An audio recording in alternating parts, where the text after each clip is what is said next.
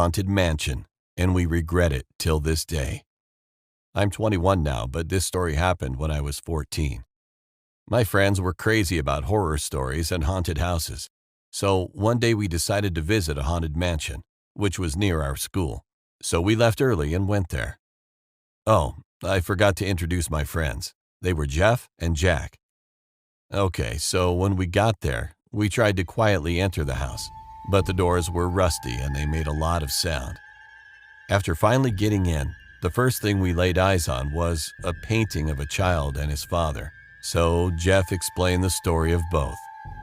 By the time the child was in 7th grade, he was struggling to keep up with school.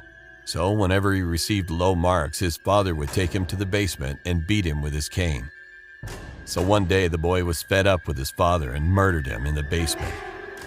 After a few days, neighbors noticed the father hadn't left the mansion, so they decided to check it out.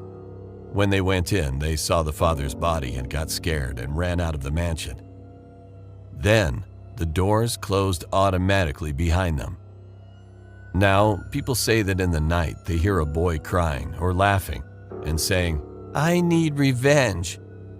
We were scared after listening to the story, but we needed to explore.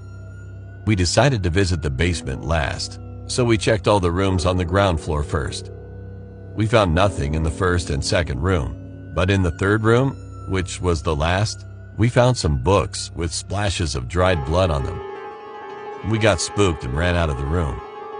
Then we decided to go to the first floor, and when we found the stairs, we heard a noise, but we all agreed it was nothing. When we reached the first floor, the doors and windows started opening and closing on their own. We got scared, and then we heard malevolent laughing and a creepy voice that said, "I need revenge." Then we ran to the door, but it was closed tight, so we tried to push the door, but it would not open.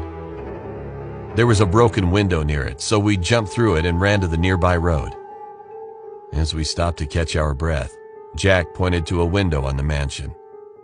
When we looked, we saw a boy there, standing and grinning at us.